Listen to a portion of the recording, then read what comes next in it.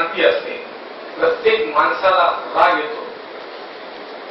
भगतसिंग म्हणतो की डोळे मिटून कोणाच्या मागे चालणं सुद्धा गुलामी आहे, प्रश्न न विचारणं सुद्धा गुलामी आहे, चिकित्सा न करणं सुद्धा गुलामी आहे. तरुणांना शिकायला पाहिजे, तरुणांना प्रश्न विचारायला शिकायला पाहिजे, तरुणांना लढायला शिकायला पाहिजे. आपल्याला काय संदेश या सगळ्या गोष्टी? हम बदलते हैं तो निजाम बदल जाते. तरुणांसाठी निजाम म्हणजे सरकार. हम बदलते हैं तो निजाम बदल जाते हैं, सारे मंजर सारे आयाम बदल जाते हैं. अरे कौन कहता है भगत सिंह फिर पैदा नहीं होता, पैदा तो होते हैं मगर नाम बदल जाते.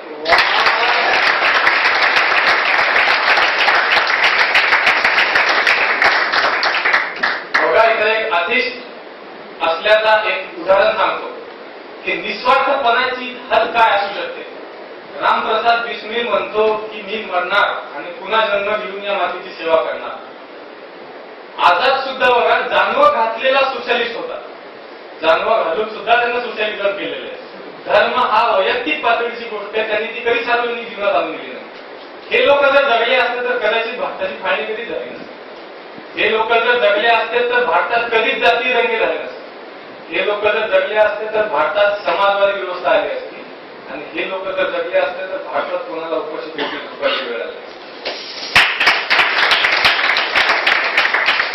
ते तिघं फाशीवर गेले. फाशीला दिल्यानंतर यांचं आता करायचं काय, यांच्या शरीराचं मृत शरीराचं करायचं काय?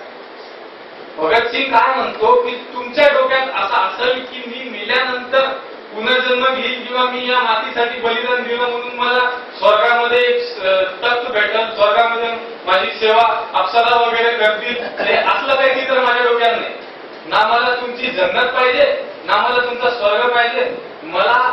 मी नास्तिक आहे, मी आत्मा, देव आणि रिलिजन मिस्टिसिझम या गोष्टीतून माझा पूर्ण विश्वास उडालेला आहे. ह्या गोष्टी अस्तित्वात आहेत नाही, बिलकुल नाही. रिलिजन धर्म हे सामान्य माणसाचे अफीम आहे. हे काय मागतो वाटतं भगतसिंग नेहमी बोलतो.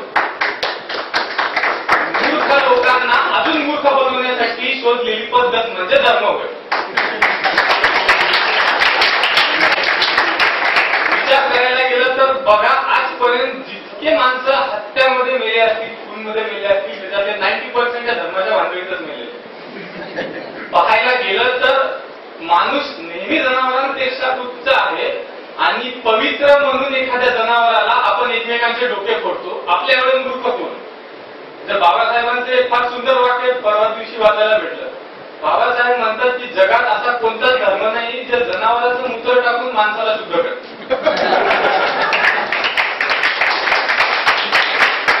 नास्तिकता कशी असावी आपल्याला पण ही गोष्ट माहीत असायला पाहिजे. प्राचीन भारतामध्ये 6 प्रकारच्या फिलॉसॉफीज होत्या, त्याच्यातल्या 6 पैकी 5 नास्तिक होत्या, एक फक्त आस्तिक होती.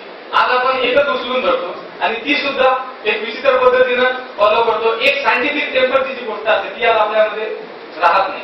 म्हणजे आजचा तरुण पूर्ण शिकून डॉक्टर्स होतो, आपण इंजिनियर्स होतो, इव्हन आपण UPSC सुद्धा करतो, MPSC करतो, इतर लॉयर्स आहेत बरेच, फॉरेन्सिक्स वाले.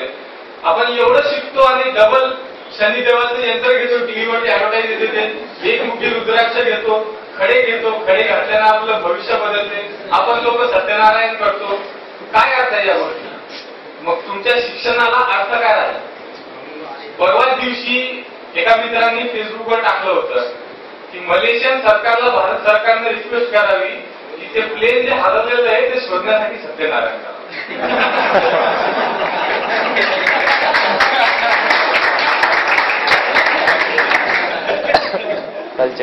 मग नवस करून बघा मसाई विसाईला भेटतात. भगतसिंग म्हणतो देव अस्तित्वात नाही, असा कोणताही युनिव्हर्सल किंग नाही की जो सगळं काही रेग्युलेट करतो. आपण ज्याच्यात राहतो तो नरक आहे, त्याला स्वर्ग बनवणे ही माणसाची जिम्मेदारी आहे. त्याच्यानंतर काही नाही, त्याच्या आधी सुद्धा काही. बघा एक शेवटची कविता, त्यांची अपेक्षा काय क्रांतिकारकांची, आपल्याकडून अपेक्षा काय? क्रांतिकारकांची स्वतःकडून या देशाकडून अपेक्षा काय? शोहरत ना अदा करना मौला, दौलत ना अदा करना मौला, बस इतना करना चाहे जन्नत ना अदा करना. क्षमा ए लव की वतन पर जब कुर्बान पतंगा हो, म्हणजे या वाक्याचा अर्थ खूप सुंदर.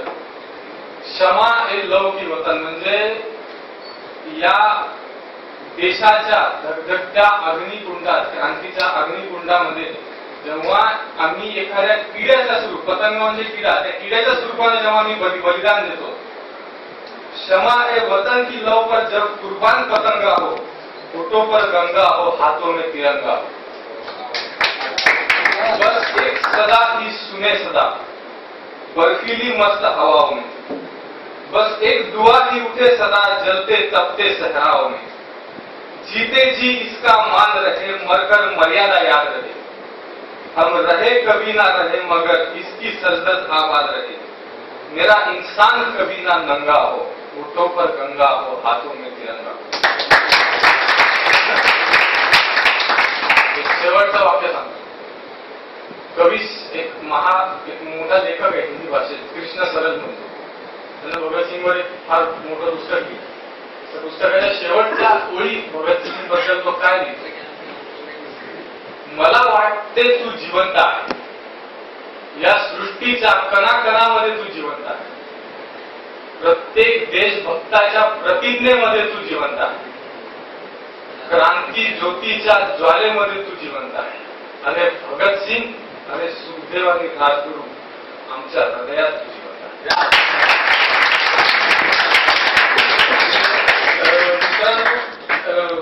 जर कोणाला प्रश्न विचारायचे असतील तर आपण विचारू शकता. मला माझ्या नुसार मी देईल किंवा माझ्या बाकीचे मित्र पण आपल्या प्रश्नाचे उत्तर.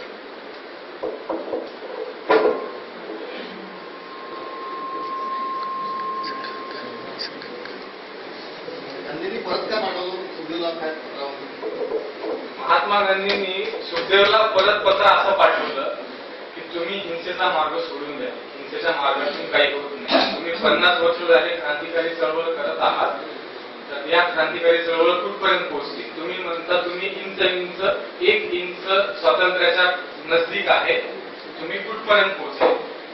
तुमच्या मार्गाने कधीच स्वातंत्र्य भेटणार नाही, हे गांधीचं म्हणणं होतं. पूर्ण पत्रामध्ये गांधीने कुठं उल्लेख केला नाही की मी कोणत्या क्रांतिकारकांना बोललो किंवा कोणासोबत अजून माझी अॅग्रीमेंट झाली.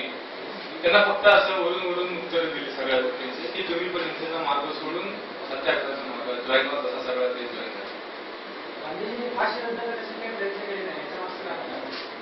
त्याच्यामागचं कारण त्यांनाच माझ्या आकलनानुसार स्पष्टपणे सांगायचं झालं तर एक मॅन में दो तलवारी, पट्टवी सिद्धरामय्या, सी राजगोपालचारी या दोघांनी काँग्रेसचे जे रेकॉर्ड आहे त्याच्यामध्ये लिहून ठेवले. एक टाईम असा आला होता की भगतसिंगची पॉप्युलरिटी महात्मा गांधीला काउंटर केली होती आणि वर्चस्व महात्मा गांधीला काँग्रेसमध्ये कोणाचंच आवडलं नाही. पहिले त्यांनी मोहम्मद अली जिनाला बाहेर काढला, त्यानंतर भगतसिंगला बाहेर काढला आणि त्याच्यानंतर सुभाषचंद्र बोसांनी काँग्रेस सोडावी लागली. महात्मा गांधींचा असा पूर्ण विश्वास होता की जे स्वातंत्र्य आहे ते त्यांच्या संवैधानिक पद्धतीनं आणि त्याच्या मार्गाने मिळू शकते.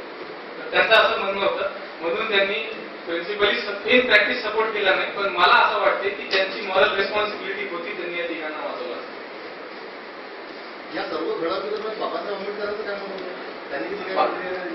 नाही. बाबासाहेब आंबेडकरांचं रिव्होल्युशनरी मुवमेंट बद्दल तुमच्या मताबद्दल मी सुद्धा उत्सुक आहे, पण मला अजून तर काही सापडलं नाही त्याच्यावर. पण बाबासाहेबांचं इतकं मला माहिती की बाबासाहेब कम्युनिझमच्या एकदम विरोधात होते.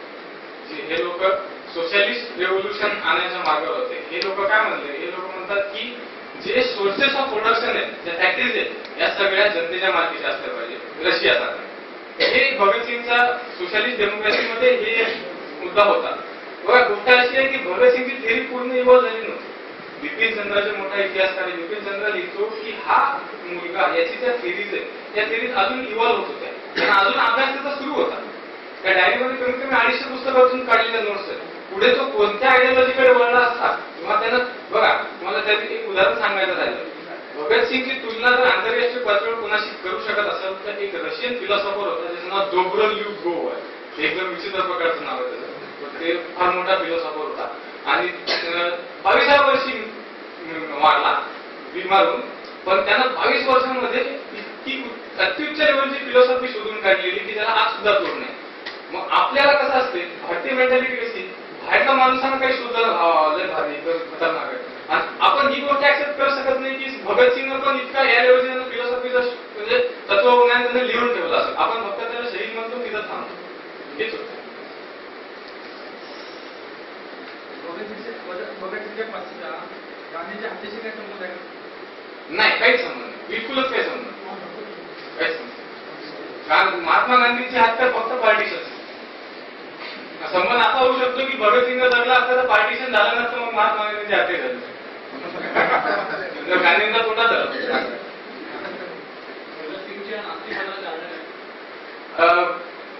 शॉर्ट मध्ये आन्सर पाहिजे का डिटेल मध्ये आन्सर पाहिजे?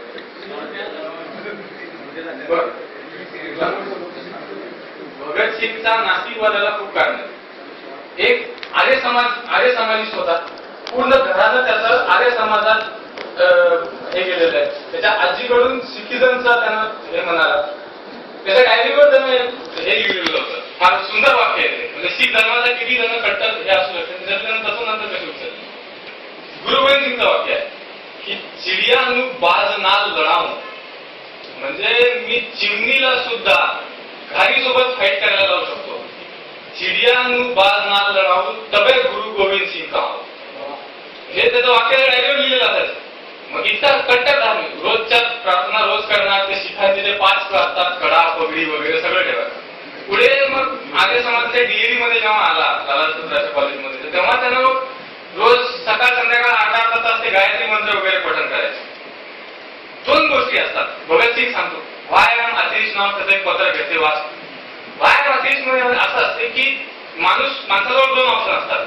एक तर ऍक्सेप्ट कर की कोणीतरी सुप्रीम गॉड आहे आणि मग तू त्याच्यावर विश्वास ठेवून चाल. माझ्यावर जे अत्याचार व्हायले ते कधीतरी भरून निघतील, कर्माचं माझ्या फळ भेटल, मी अत्याचार करायलो स्वर्गात मला फळ भेटल, माझी आत्मा आहे, देव बघायला लागला, देव हे माझ्यावर अत्याचार होऊ देणार नाही. एक तर हे कर तू. त्याच्यामुळे काय होते, भगतसिंग त्याच्यामुळे फायदा पण होते. त्याच्यामुळे माणसाच्या वेदना कमी होतात. त्याला माहिती की कोणतरी माझा तारण करताय, कोणतरी माझा बाप आहे, होली फादर. आणि दुसरं एक याच्यामध्ये तत्वज्ञान असं आहे की कम्प्लिटली एक्झिस्टन्सच नाही मन कोणाचं. जे आहे ते मी आहे, जे काही करत आहे ते मी करत आहे. भगतसिंग म्हणतो की ज्या क्षणी माझ्या गळ्याभोवती फाशीचा दोर पडला त्या क्षणी मी संपलो, त्याच्यानंतर काहीच नाही. नास्तिकवाद हा आहे की कोणत्याही सुप्रीम बिंगचं काहीही अस्तित्व नाही. जर काही देवाचं अस्तित्व असतं तर जगामध्ये एवढी मिजरी नसती. मिजरी म्हणजे जे काही हाल अपेक्षा सगळीकडे जिकडे अराजकता मांडली आहे, देर इज नो युनिव्हर्सल. ते भगतसिंग मला एक प्रश्न विचारायचा. भगतसिंग जेव्हा जेलमध्ये गेले तेव्हा तिथे त्यांना योग्य वागणूक मिळत नव्हती. त्यासाठी त्यांनी एक लढा उभा केला जेलमध्ये आणि तिथे सुधारणा घडून याव्या यासाठी त्यांनी प्रयत्न केला. म्हणजे ज्या ठिकाणी आपलं वास्तव्य आहे त्या ठिकाणी जर सुधारणा चांगल्या नसतील, व्यवस्थित व्यवस्था नसेल, तर त्या ठिकाणी त्यांनी काय करायला पाहिजे याचं एक उदाहरण आपल्या लोकांसमोर ठेवलं. त्यातून तुम्हाला आपल्या विद्यार्थ्यांना काही सांगावं वाटेल. पण बघा, मी सांगितलं प्रश्न विचारायला शिका. आणि जे शेर सांगितलं की खामोश मिजाजी तुम्ही जिने नाही दिली, त्रयस्थ बोबर राहून बघू नका. भगतसिंगचा हा संदेश आहे की अन्याय कोणावरही घडत असला तरी तुमची मॉरल रिस्पॉन्सिबिलिटी आहे की त्या अत्याचाराचा, त्या अन्यायाचा विरोध करा. आणि तुम्ही जर अन्यायाचा विरोध करत नसाल तर तुमच्या तारुण्याला काहीच अर्थ नाही. अजून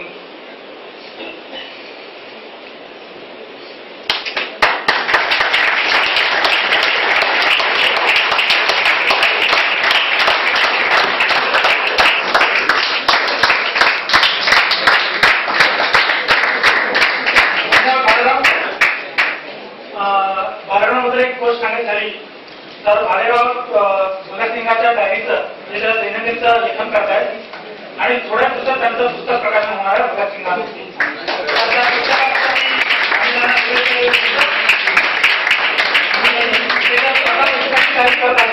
त्याच्यासाठी पुण्यात शुभेच्छा देऊ.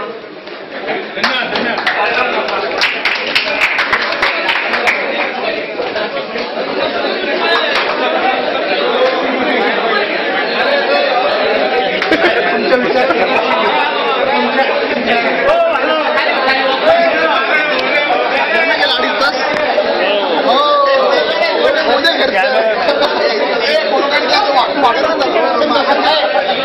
आहे